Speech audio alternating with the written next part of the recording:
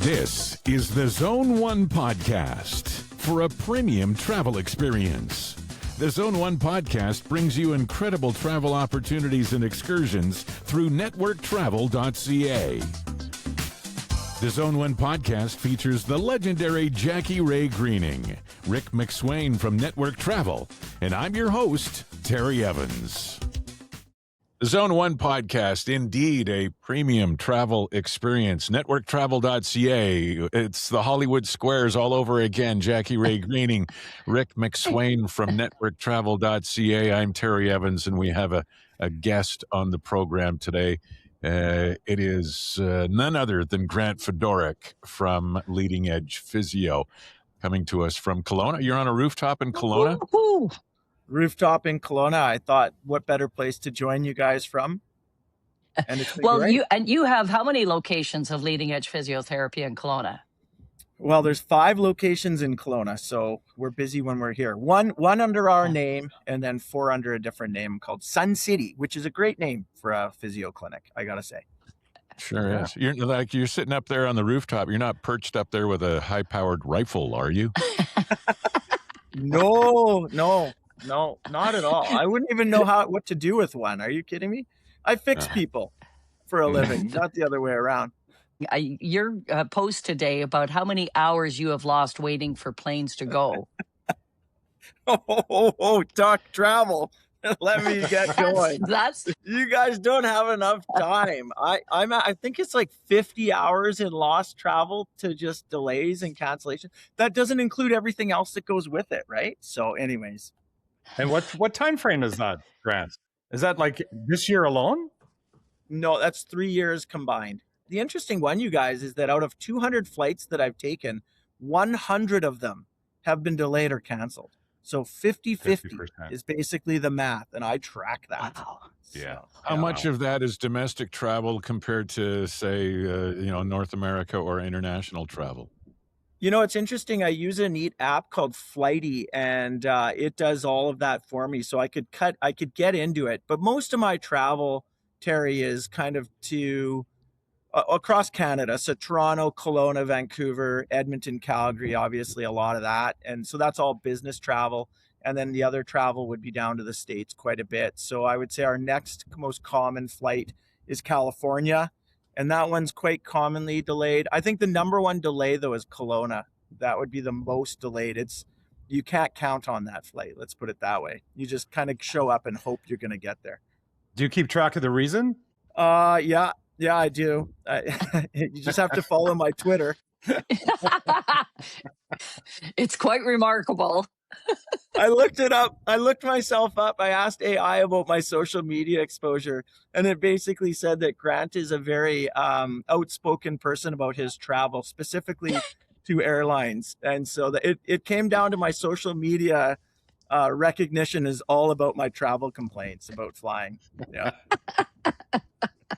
Hey, and Grant, an avid golfer, Grant Fedoruk from Leading Edge Physio, avid golfer. Just want to remind everybody, and you too, Grant, we've got our Mexico golf experience coming up November 3rd to the 10th in Cancun.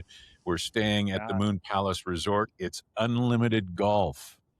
I was just on that side of the world on a trip, and we were staying in the Mayakoba. I played Mayakoba. Really tight golf course. Let me tell you, bring lots of golf balls or make sure that you're throwing darts out there.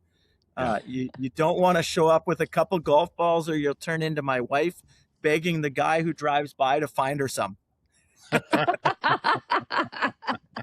It's like a course marshal he's never on the course. He's in the trees looking for the balls.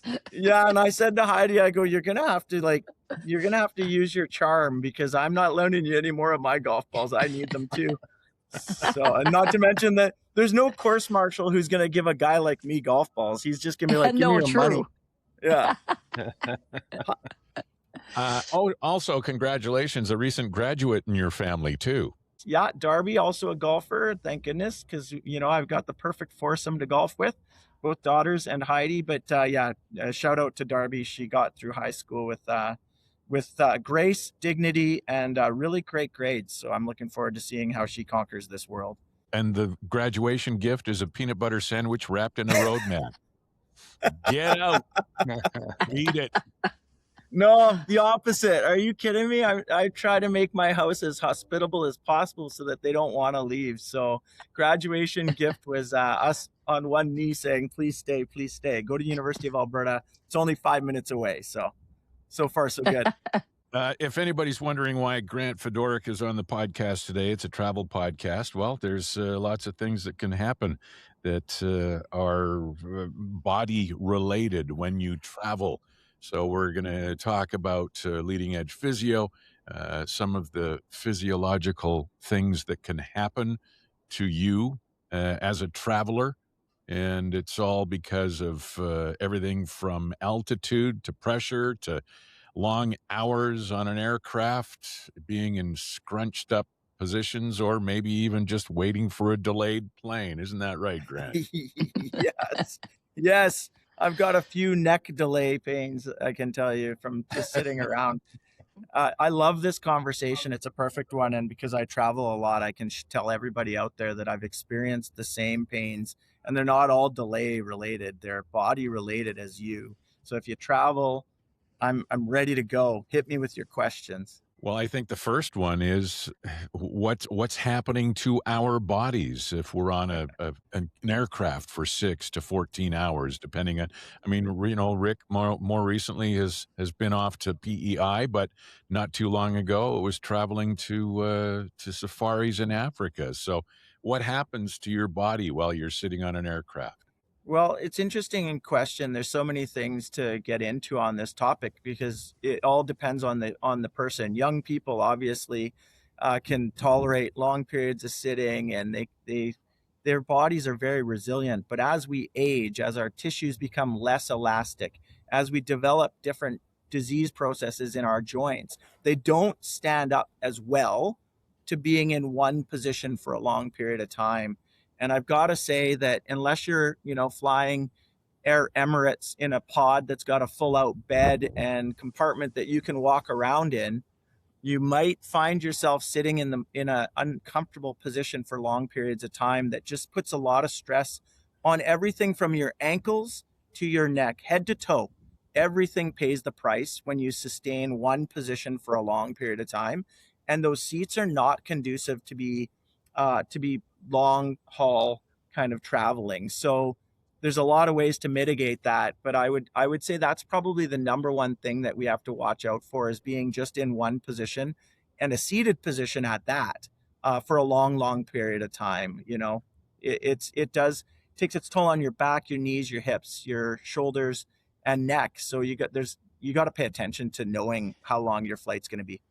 So what do you do when, let's say, okay, we're flying to London, an 8-hour flight? So what's your recommendation? Yeah, prepare for it like you're going to be doing anything like for a long period of time. Hydration is huge. It's actually one of the number one things I think people are aren't aware of. Hydration plays a big role in how our tissues are able to adapt and respond to activity or inactivity. So good hydration. I know most of your listeners aren't going to want to hear this, but alcohol is not the best thing to travel. Drinking is not the best idea. However, if you are going to do it, kind of alternate every drink that you have, maybe with a glass of water or something, just to take the edge off of the effects of alcohol. I did do some deep dive into some time ago. I got asked kind of whether it's true or not. Does alcohol at altitude actually play this, serious negative effect that everybody thinks it does? And the research really doesn't stand up on that. I would just say in general, if you were to prepare for a long soccer game, or you're going to do anything at a high level, you're not going to be drinking right before. But here we are sitting on a plane doing it. By the way, I'm guilty too. I do. I think it's just, you need to be aware of that. Number two, I think really walking around an airport is probably one of the better things you can do. Going to an airport and immediately going and finding a place to sit down, and then getting onto a plane and sitting again, that's your opportunity to kind of prepare. And yeah, I know it sounds strange and you might not see it, but stretching and kind of just doing some simple things to keep your body limber and moving, so that when you do get on the plane and you are going to be sitting for a long period of time, you can mitigate that effect. Little dusty up here, apparently, here in Kelowna, living in It's a desert over here. Grant, what's your thoughts on some people, as soon as they get on a long flight, they take a sleeping pill and they don't wake up for several hours. And then they're complaining Right. because stiff as a board. Is that a good idea, Yeah. really? Well, I mean, big picture, we treat a whole person. So if somebody's, going to try to offset the fatigue that they're going to have, like it's a late night, overnight flight to London or something like that, you're going to sleep anyways. So why not? I think you're going to be it's less likely you're going to want to get up and move around. I do recommend people do that every hour, no matter where you're sitting. Just get up, walk the aisle, or stand up and visit with whoever you're flying with, but do it from a standing position for a little bit. No different than if you're going to sit at your desk in an office for 6 hours. I tell everybody to stand up every hour, no matter what.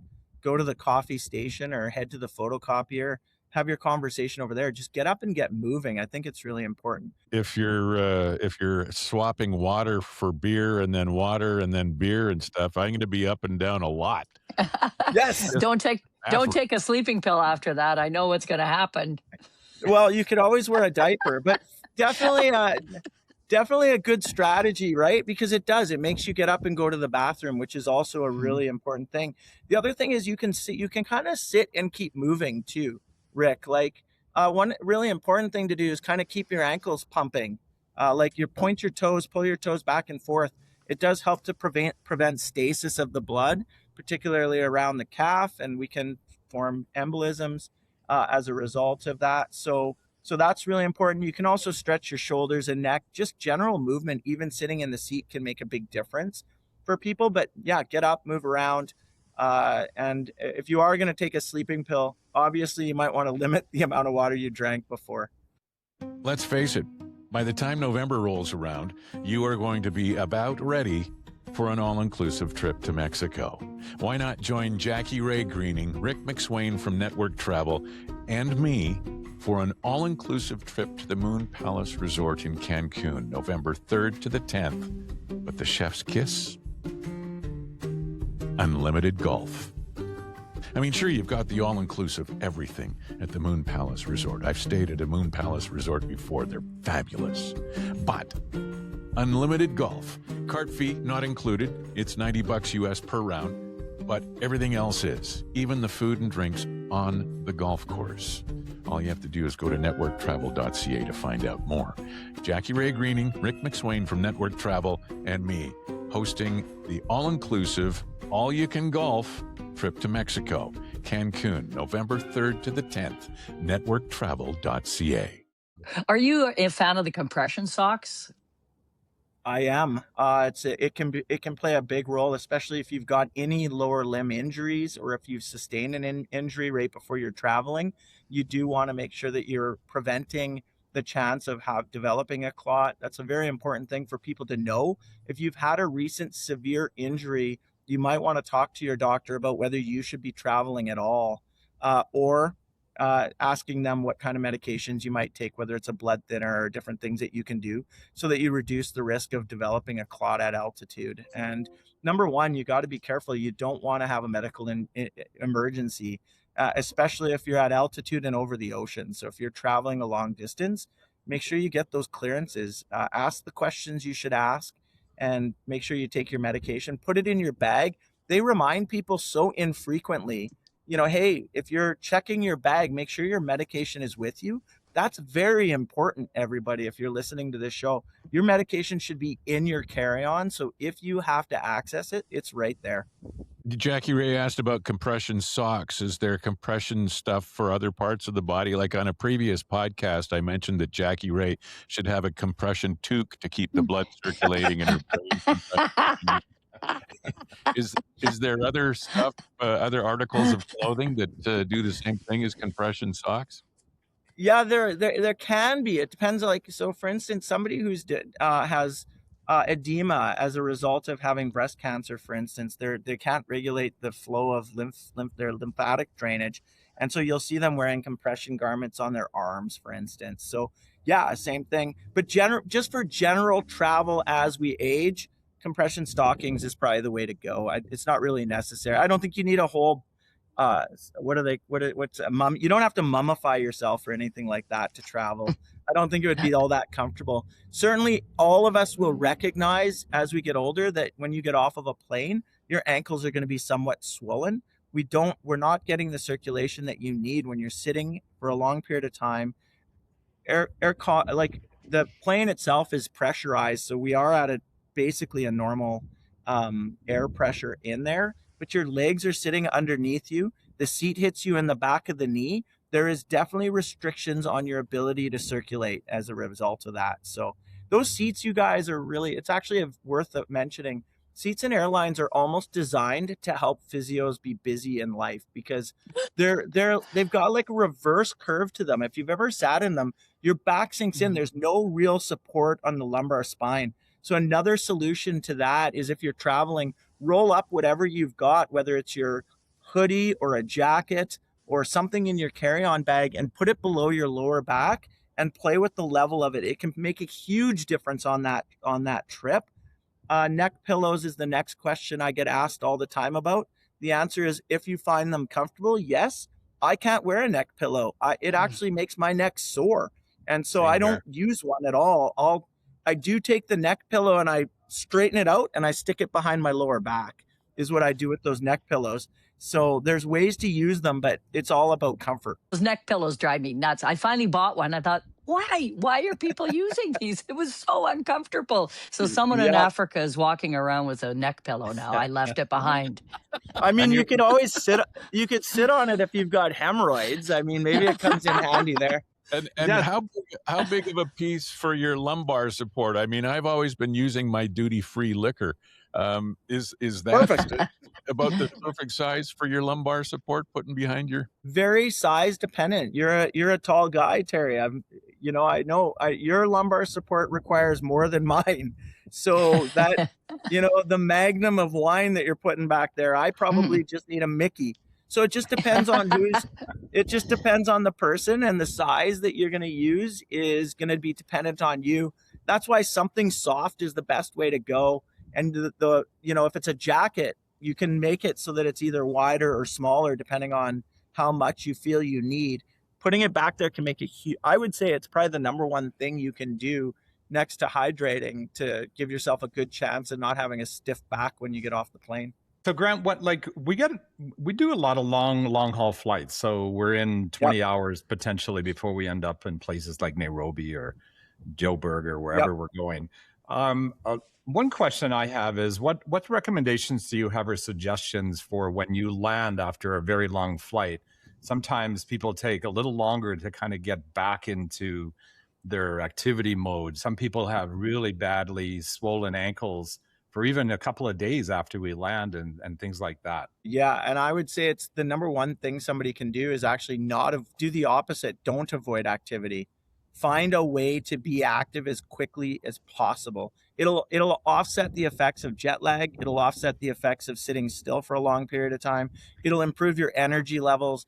It's the number one thing you can do. So first thing you do when you check into a hotel is find out where the gym is and find that thing that's going to be comfortable to do. So if the ankles are swollen and you're not comfortable walking, get on a bike for a few minutes and just immediately get going and do something like that as quick as possible when you get off the plane. Introduce that exercise component early, and it makes a big difference for people. I would say that's the number one thing. And then again, following your medication regime. I know a lot of people who travel those hours, they don't plan out when they should be taking their medication properly. So they'll leave it too long, and now you're chasing it. So if they normally would take anti-inflammatories for an arthritic knee, and they sat on that plane for 16 hours, and now they're 24 hours before they've taken it, they're a full day without that medication. So pay attention to what the script says, carry it with you, take it when you should, and just stay on top of it. If not, stay ahead of it. Nobody likes sitting in the middle seat. No. I mean, I'm fine with somebody sitting in the middle of the seat as long as they're the size of you or Jackie Ray, because that's the nicest thing he's ever said to me. Yeah, but I mean, I thought it's because of the conversation. Yeah, if I'm the guy in the middle seat, all I'm doing is pissing people off on either side of me. But I'll ask the silly question: does it make a difference whether it's the aisle or the window seat, or as far as making things a little easier on your body? Yeah, only for practicality reasons and common sense. So an aisle is great because you can get up and stand immediately. It's easy. You don't have to disturb the people beside you, and you just get up. And the window gives you another little advantage because you've actually got something you can lean against, something to support yourself. So you can kind of huddle in there. Interestingly, it's also the better place to not catch colds. They've done studies, and if you're up against a window, you're less likely to catch a virus because there's less people traveling past you, less people walk past you, less likely to get sick. The middle, you're kind of, I mean, there's a lot of reasons the middle is bad, but it's because you got the lesser of all the, or the more of all the evils. It's not easy to get up, and you don't have anything to lean against. You kind of have somebody on either side of you. I think that the etiquette is if you're in the middle, you get both of your arm rests because that's the only thing you can say that's in your favor. So you might as well let the person have the arm rests if you're in the middle. Interestingly, let's talk about reclining seats, because now more and more they're not letting, some of these planes are being adapted to not recline. But I strongly recommend, if you can, recline your seat early, get a little extended, because being straight up and down isn't all that great for long periods of time either. Short hauls, like if you're just going to Kelowna, it's an hour-long flight, man, I never touch that button. But as soon as I know I'm going to have a longer flight, one of the first things I do is I recline the seat. But I also alter it. I'll sit up a little bit. I'll lean back a little bit. It's just a change and varying of your position that makes a big difference. So yeah, there you go. And if that person behind you is kicking your seat, just give them dirty looks. I think that's deserved. Can I mention, again, we're talking about all these travel tips. If I could say something about Grant, Patty, who's a friend of ours, she came to Africa with us, went to Vietnam the next year, and we went down the Mekong, and she was sick every day. And if anybody's been to Vietnam down the Mekong, like there should be no reason you're getting this nauseous. So when I got back, Grant was still doing our segment on CFCW, our Feel Good Physio Moment, and I just asked him off air, I said, is there some place Patty can go to maybe address this issue? So he said, yep, go see, I think it's Derek in Leduc. Is that right? Graham, that's right. Graham in Leduc is where we sent Patty. So she drove in almost every other day from the Killam area. And we went to the South Pacific Island, and the waters were rough. She didn't get sick one day. So if you get motion sickness, there is answers. Don't suffer. There is an answer to it. She would just say on the weekend we were camping in Sedgwick, Grant. She said it was a game changer for her for traveling. Yeah, and I need to qualify that. There's very specific things that can contribute to motion sickness that we can treat. And one of them is a vestibular dysfunction that's untreated and only shows up when you're on an uneven surface, or like if you're traveling in the car. So if you are getting that and it's like cruise ships tend to bother you, get a vestibular assessment, because if there's a problem, we'll find it. And if there's not, and you're getting motion sickness for other reasons, sensory issues and things like that, we can let you know that it's not something we can help. But if it's there and it gets treated, your world ends up a lot better, just like it did for her. So glad to hear that. Yeah. No, she thanks you. And where's that? Is that in like your neck, or what part of your body is that you would treat? It's in the inner ear, actually. It's a little tiny apparatus inside of the inner ear. It's smaller than the size of your fingernail, and it's even gets smaller when you talk about these little stones that exist that sense position of our body in space. So we know what our body is doing. I know I'm wiggling my fingers over my head even though I'm not looking at them.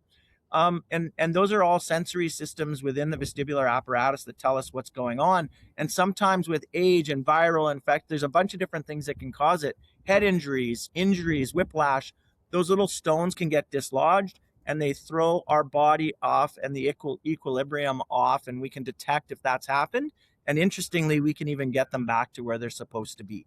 And so, yeah, it's in the inner ear that happens.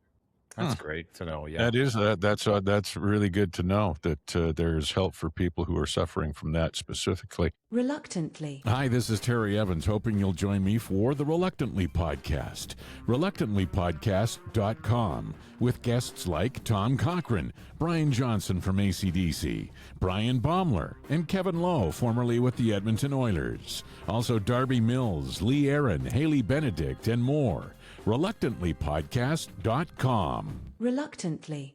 Grant, you talked about, if you're on the hour-long flight, hour and a half, whatever it is, to Kelowna from Edmonton, it's not going to be really a factor. But if you're doing a longer flight, you should get up at least once an hour and start moving Yep. around and so on. Are there specific exercises or activities that you can do that will not draw so much attention to yourself Yeah. that makes it look like you're trying to hijack an airplane or something? Yeah, no, that's I actually have that thought every time I do it. So let's talk about somebody who's actually got an injury. If you have an injury like a back injury, choose an aisle, because you're going to want to stand quite frequently. You're going to want to move around, and tell the people around you that that's what you're going to be doing. So you kind of just point it out, and nobody's going to wonder what you're up to. The other thing, if you are kind of wanting to, I would say there is definitely some things you can stand, do calf raises beside your seat. You get kind of a combination of lower limb and the ankle pumping effect that you want to kind of circulate. Basically, you want to circulate from your extremities. Like, the more distal, the further away we get from the heart, the harder it is for us to get our blood circulating in those areas. So our hands are really important. Our arms are important. People ignore those. They worry about their hips, back, knees, but they forget that your shoulders, elbows, and hands are just as important. I don't know about anybody on this show, but who hasn't flown and then wondered why my ring feels so tight, right? You just have that edematous effect. The more swelling you get, the further away from the heart you go. So some calf raises standing there is kind of neat. Do you need to be doing walking lunges down the hallway? No, certainly not. Just walking down the hallway is good. And stretching, putting your hands in the small of your back and leaning backwards is a really nice one. Everybody who hasn't done that, it looks fine. It looks like pretty normal. I think that's really good. And like I said, one of the things that I do quite frequent, surprise, surprise, I love to talk. If I know somebody on the plane, I make it feel very natural. I go visit with them. I stand up and I go find where they're at, and I visit for a couple minutes, and then I go sit back down. So I make it feel like it's just part of my flying experience. You strike me as the kind of person that might get a whole section involved in something like a hot yoga or some sort of stretch regimen. Everybody from the front all the way to the first emergency exit, up and down, everybody. Okay, so I have done that.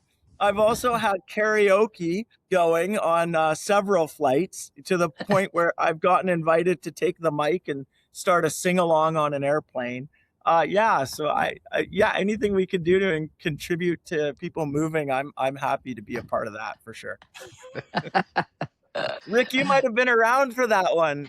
I think we were on the flight to Nashville. I think we were flying to Nashville, if I recollect correctly. I was on that flight. Yeah, karaoke. I think you were serving drinks too, Grant. Yeah. Remember, I said don't drink. Yeah. Have you ever been taken off an aircraft in handcuffs? No, hold on. No, I have not. I have seen it happen. I've never had that happen, but I have had anxiety. I've had, I don't know if anybody's ever had this, but I had a very brief, and I'm not prone to anxiety. I will qualify this statement out there. This is not me coming out with some mental health, issue that I'm sharing online, but I had a very brief kind of real anxiety, whether you want to call it a panic attack, I don't know, that just happened once as we were taking off. And I gotta say, shout out to that airline.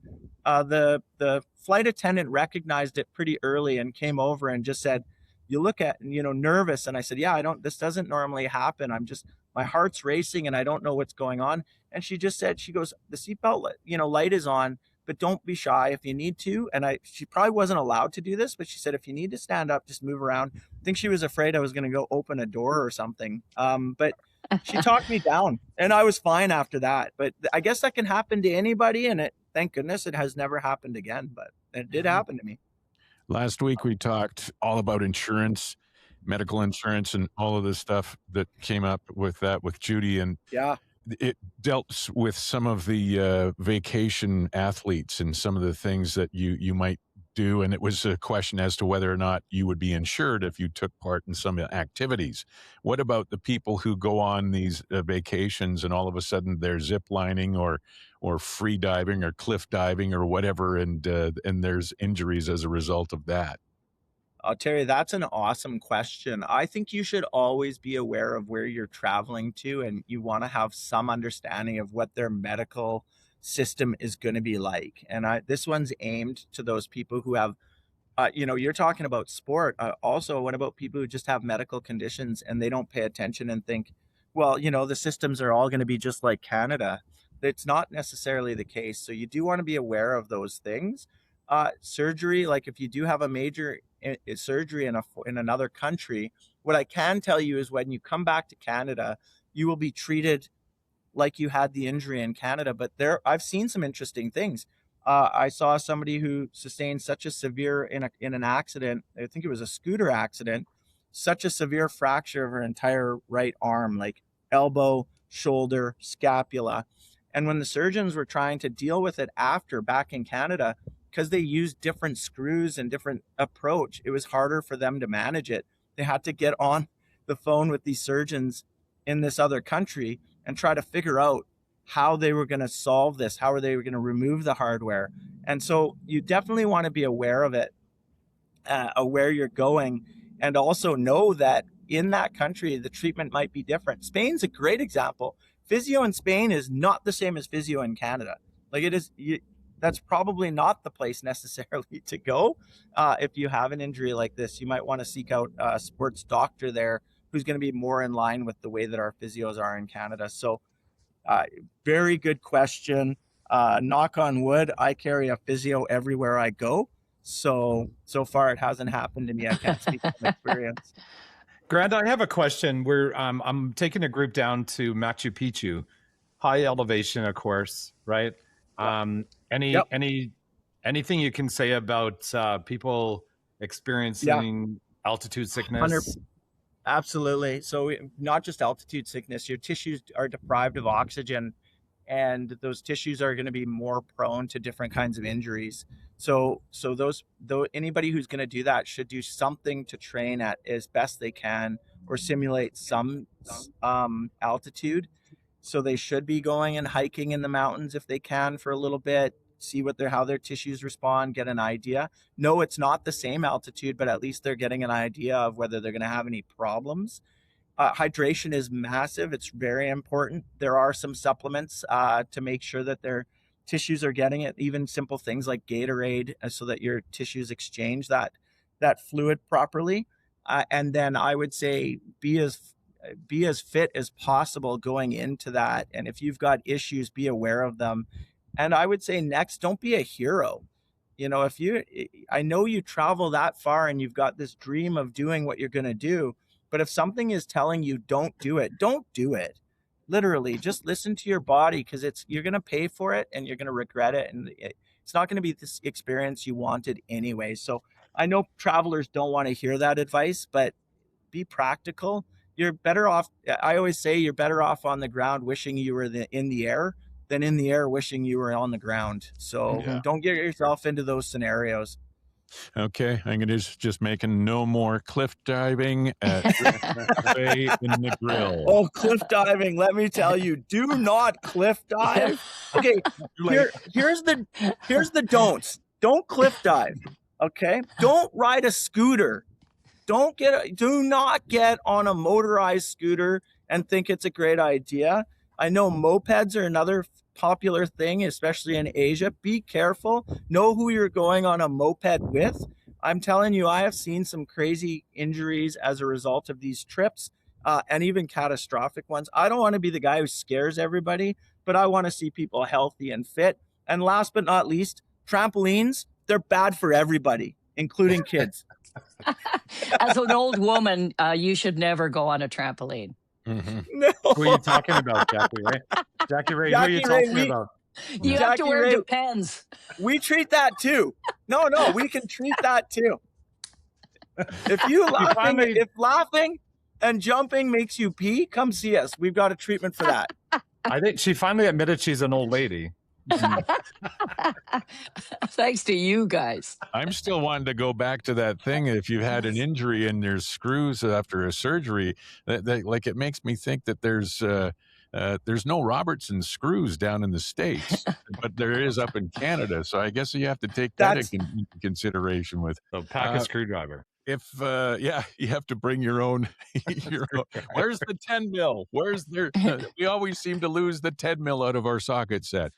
Grant Fedoruk, Leading Edge Physio with the umpteen hundreds of locations. By the way, if he's ever late for your appointment, it's probably because of the airline. Everybody's going to your Twitter account now. On that note, we'll wrap up the show. I love that. Very good. Thank you, Grant, and safe travels. Thanks a lot, Thank you, Grant. Thank you, buddy. This has been the Zone 1 podcast. For a premium travel experience, Rick McSwain from networktravel.ca, Jackie Ray Greening. I'm Terry Evans. The Zone 1 podcast is part of the Reluctantly Podcast Network.